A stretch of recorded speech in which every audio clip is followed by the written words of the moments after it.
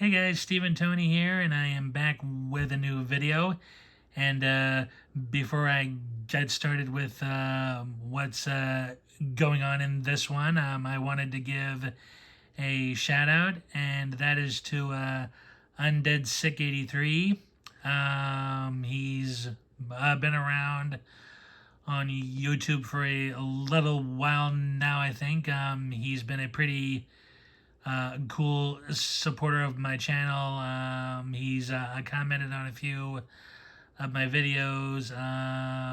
He's been just a really good and encouraging guy, like so many others have been on here already. His channel is a mixture of Italian genre cinema and the Walking Dead TV show, and I believe it's spin-off. So definitely give his channel a check out. He's a very good guy. His reviews are quite good. He speaks more from a fan's perspective rather than a full-on critical review, which is always a nice touch. So yeah, like he's a cool guy. Definitely check his channel out and tell him that TV Nash sent you. The link will be in the description box below. Okay, now on to the juicy part of the video. I thought I would try a new series out on here that I am titling IMO, in my opinion, from the collection. Basically, what I plan to do is to pick at least two films out of the collection. Sometimes it'll be a single film if I feel there's quite a bit to talk about with it, but generally I'll try to keep these talks short to two films per video. And just tell you about what makes it a favorite for me, or why I really enjoy it, probably more than another film. So, well, like without further ado, or to hear me rambling, let's get started. Now, the first I wanted to show is The Specialists by Sergio Corbucci with the French Elvis, Johnny Hallyday. Now, this to me is Corbucci's best Western. You know, and yes, I do consider this somewhat better than Django and the Great Silence. Now, don't get me wrong. I think Django and the Great Silence are both great films. I really enjoyed Django the first time I saw it back in like early college. I think I finally got the chance to see it, and I've always enjoyed it ever since. And the Great Silence I've come to love, you know, after an almost 20-year gap of not seeing it since like high school, like over like almost 2 decades ago. But for me, this just screams Western from the get-go. Just the set pieces, the locales, the story, how everybody's dressed, the atmosphere, which I'm hoping I'm not repeating myself on there, but yeah, everything just screams the perfect style of Western. I was hooked from the very first minute when the wandering band of tramps, like, I'm as being pushed all over in the dirt by the Mexican banditos.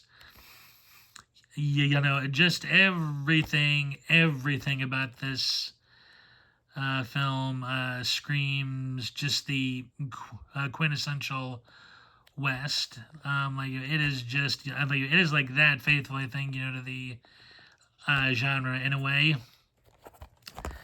I've only ever had two gripes with this film, and that was Corbucci's showcasing of the hippie culture.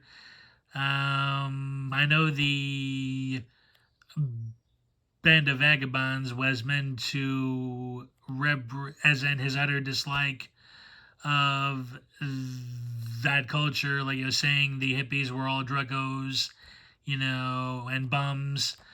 I've always personally had an admiration and a fascination with the hippie culture.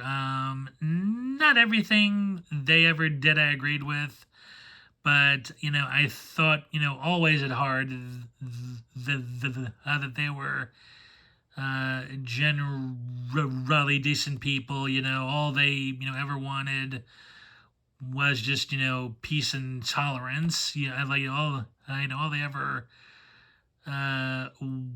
wanted, like was just for everybody to get along in some fashion. I mean, like yes, like it's a like high reacher, but they always had good intentions, in my opinion, and only a small fraction of them were like druggies and losers, but the majority, like I've said, at least to me,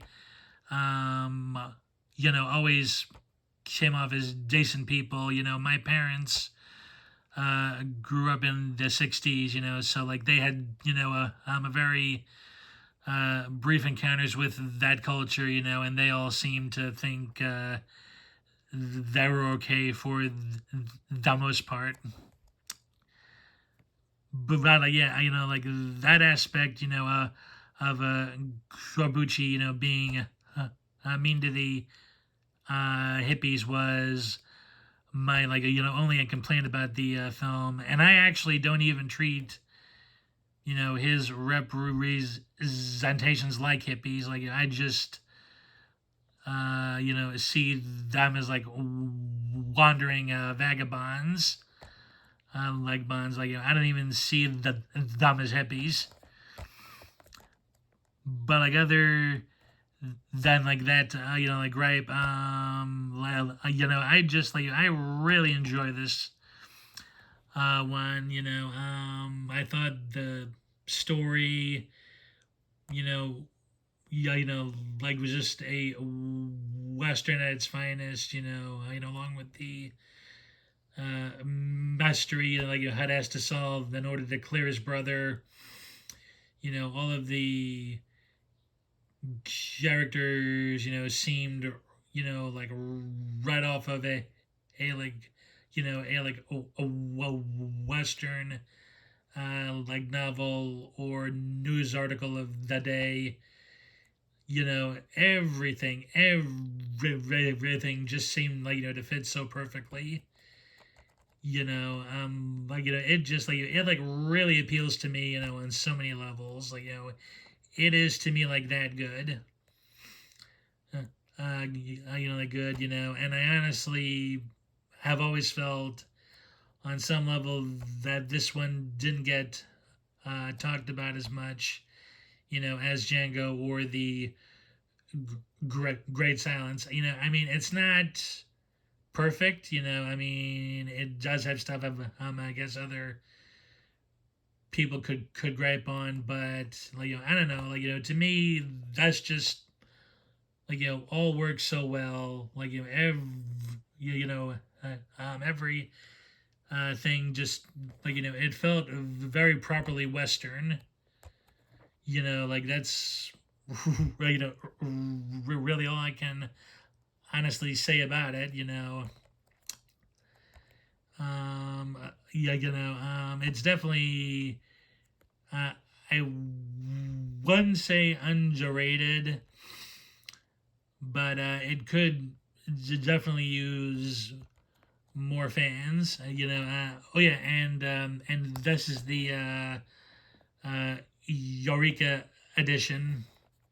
I just love the cover on this thing. It is the best release so far of the film. I actually had an edition from France of this film because at the time it was the only way I could see it then, and of course Eureka ended up announcing it.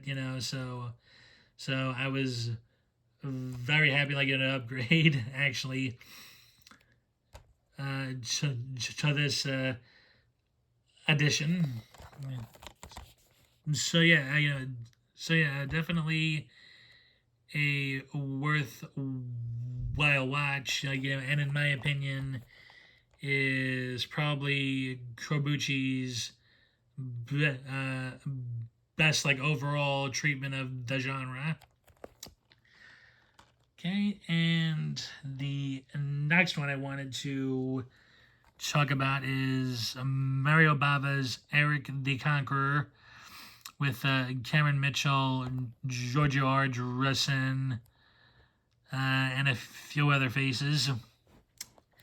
Now, this, after I first watched this, I actually did a little extra reading and found out that this was a semi-remake of the Kirk Douglas, Tony Curtis feature, the Vikings.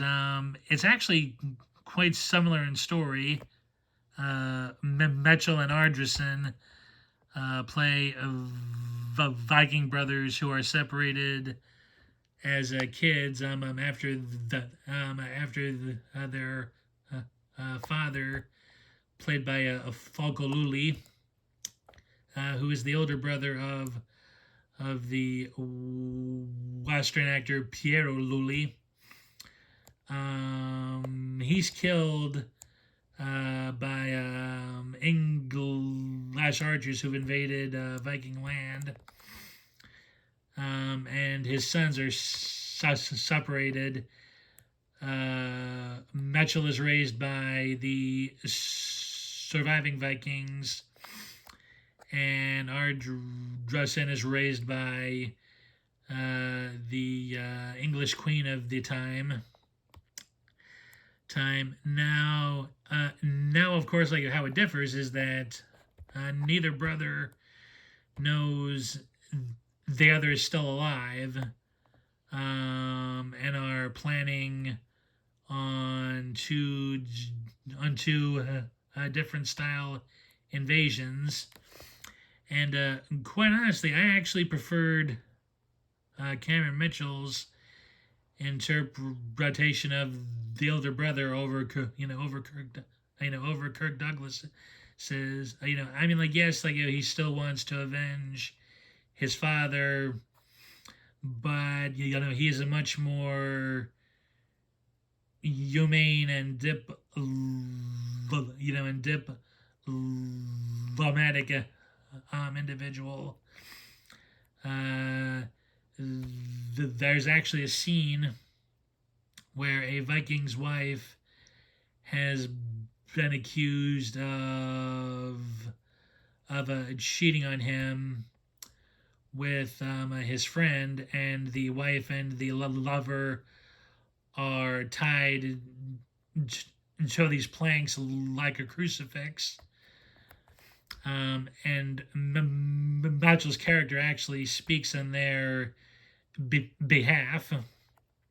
You know, now in a Hollywood-esque film, I don't think he'd have done this, but like Bob is co-authoring of the script and his direction of Mitchell just made his characters so much more humane and likable. Uh, Whereas in the Kirk Douglas original, he just comes off as a jerk. So, I love the same with Giorgio R. Dressen's character. Like he's a very humane character too. Like he's not pompous and arrogant like some of the other people in the Queen's court. And also the Queen is very humane too. I like too. Like yeah, Bava's always been a favorite director of mine. He's actually in my top 10 of favorite directors, along with Jean-Pierre Melville, Martin Scorsese, Kurosawa, and a few others.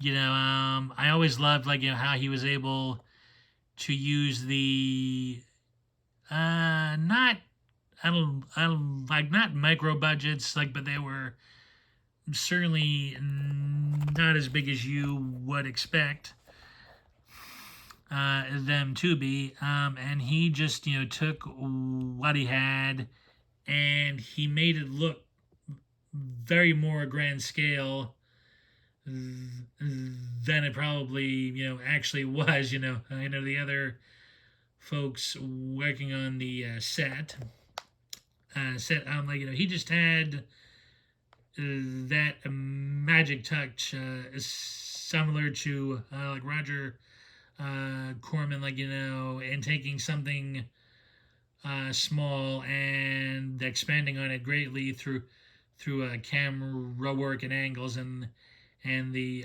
such. You would never know with really any of his films that many of them didn't have super large budgets.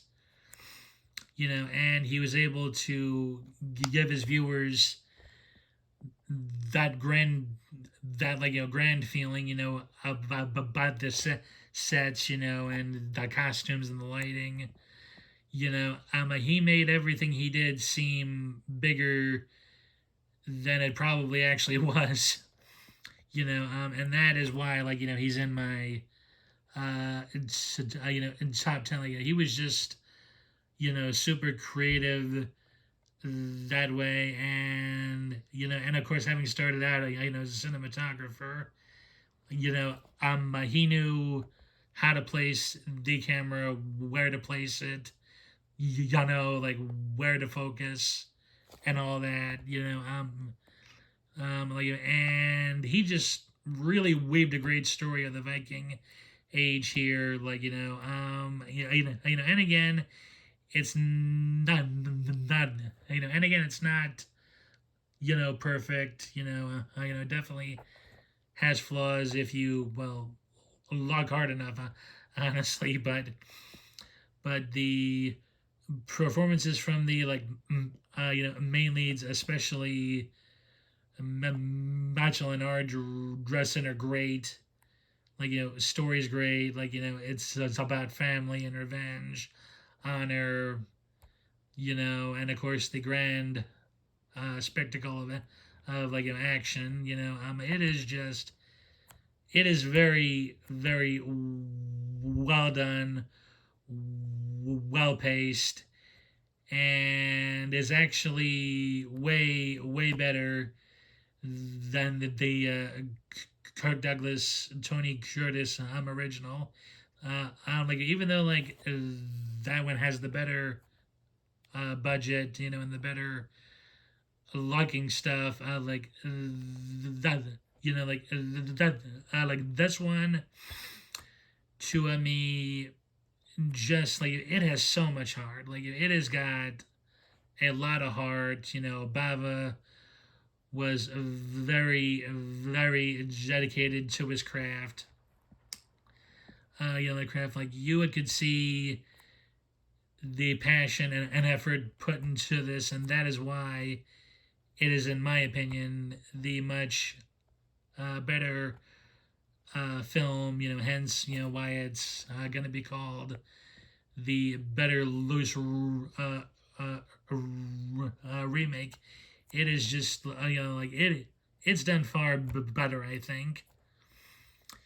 And that was it actually. Thanks for watching, everybody. I hope this series does prove to be popular. That's when I'll probably that's when I'll try to include more of, at least bi-monthly or maybe every other week. I'm really not sure at the moment. How I'll space it all out, but like I think it'll do good. I certainly have plenty to uh, to uh, talk about. And again, these will be on just like on my opinions about why I think it is. On like what stood out to me the most. These really aren't reviews, to be honest. Like it is just simple uh, discussions about stuff from a fan of films, and I am hoping that that appeals to my viewers, current and future. Excuse me. And again, thanks for watching. I hope everyone has on some level enjoyed this, and I'll see you in the next one.